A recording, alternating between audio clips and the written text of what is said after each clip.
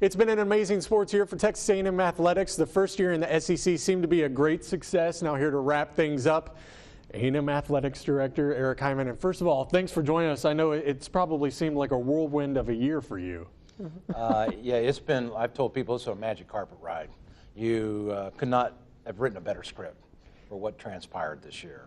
Talk about this year. How proud are you of these student athletes and these coaches? With such a big transition, there was so much talk, and there was some pressure on these guys and girls to perform.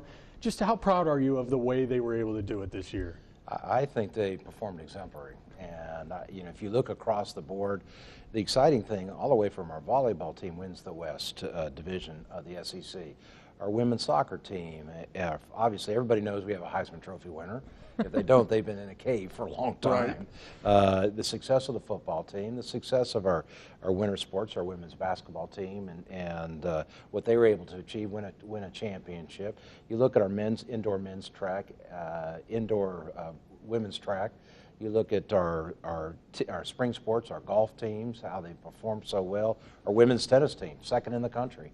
Our women's track team, second in the country in outdoor.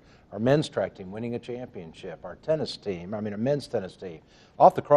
Just across the board, and I've been in this business as a student athlete, a coach, as an administrator for over 40 years. This is by far the best year I've ever been associated with.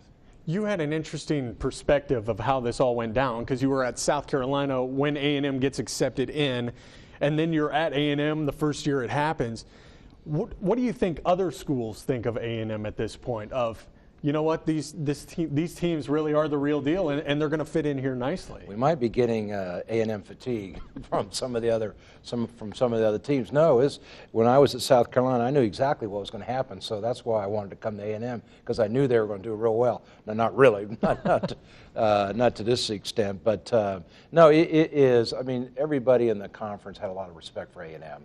And had a lot of respect for Missouri, and a lot of people felt that A&M was sort of a sleeping giant, and the SEC woke it up. It stirred the nest a little bit, and you can see what's transpired. And you know, we do represent Texas in the SEC, and that's something. And the college athletics, the high school athletics in the state of Texas is off the charts. And to be able to tap into this and to be able in the field of competition to compete against the best league in the country, against the best teams in the country and the best league of the country, and to do as well as we have done is just you tip your hat to our student athletes, to our coaching staff, and to the university for having the vision, the foresight to be able to see what the SEC could do for Texas A&M. You mentioned some of the teams. I don't think you could have had a better start in the fall with volleyball and soccer winning the West Division titles. You talk about football, 11 wins, and then the Heisman Trophy, and even an individual champion in cross country. I mean, they kind of set the bar high and started things off really well in the fall. They did set the bar high, and they continue to move that bar even higher. You know, I've talked to some of my friends and my peers in the league, and they have just been so excited to see what A&M has contributed. Of course, our commissioner, Mike Slive, obviously going on the limb to take A&M in and Missouri in, brings him great peace. He's at peace to seeing with the success that A&M was to bring to the SEC, not only in the SEC but outside of the SEC. Then in the winter, you get an SEC tournament win from women's basketball. A&M swimming and diving hosts the first ever SEC championship. It just seemed like things continued through the winter season as well. It was interesting. I went over and watched our swimming teams in the SEC championship, and it was exciting, the electricity in the air. And a lot of the student athletes and some of the coaches have told me there's more tension in the SEC championship than there is in the NCAA. And obviously, if our women's tennis team, our women's swimming team finishing fourth in the country, if I'm not mistaken. Right. They were ranked second for a while, and then our men's swimming team finishing top 25 in the country. That speaks volumes for our coaching and just for the university. You moved to the spring, and it seemed like everybody was ranked in the top 10. You've got baseball, softball, the women's tennis team makes it to the finals, and then it seems fitting that you end up with a national champion with men's track, and the women are runners-up.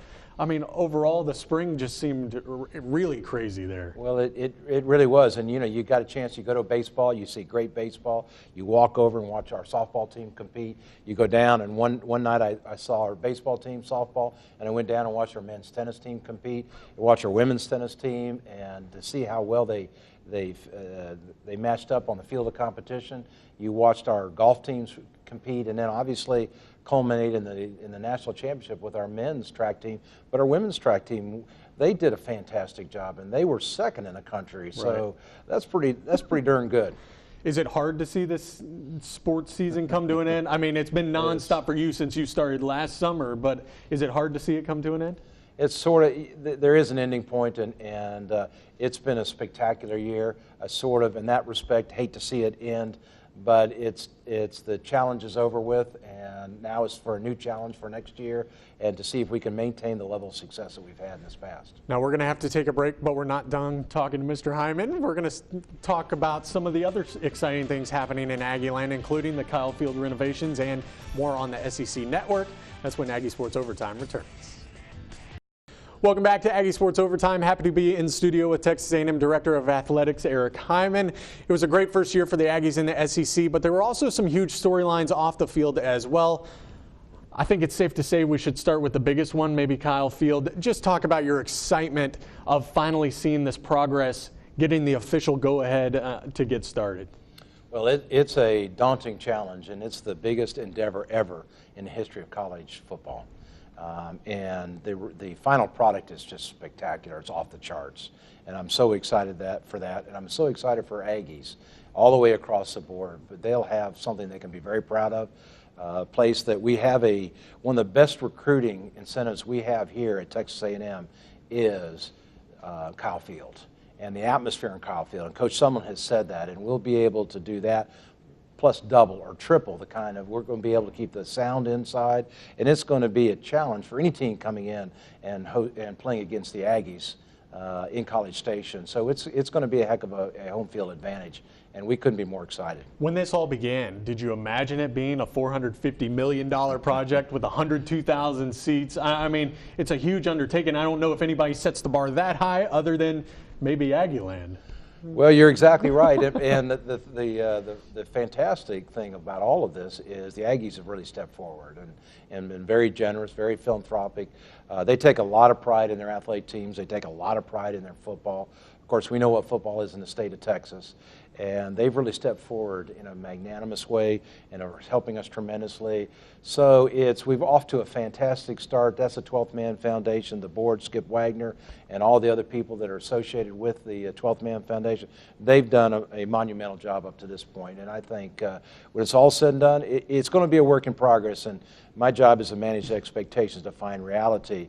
It's a project that will start in August, and it'll go for 30 months, and then we'll have about a 12-month punch list after that. People just got to understand that it's just going to take us some time to be able to iron out all the wrinkles in it. Definitely good to see that it's not just all about the athletes. I mean, these fans deserve it too, and I know they're excited to see that happen. They deserve it, they've earned it, and it's going to be a place that every school, every student athlete, every person around the country that's affiliated with college football is going to be talking about. Now, last question, wanted to ask you about the SEC Network. They announced that about a month ago. How big is that for this conference, for Texas A&M, to have its own network and to show off Texas A&M and all the schools that are in the SEC? There's so many positive things that are going on, and this is an opportunity to be able to expose Texas A&M and the SEC to every nook and cranny around the country. We've got a great product, and we're going to be able to sell that product to anybody in the United States. Thank you so much for joining us. It was a great sports year, and hopefully you can take a breath at least a little bit this summer, right? Well, I'll put it this way, in spite of me, they're doing a good job.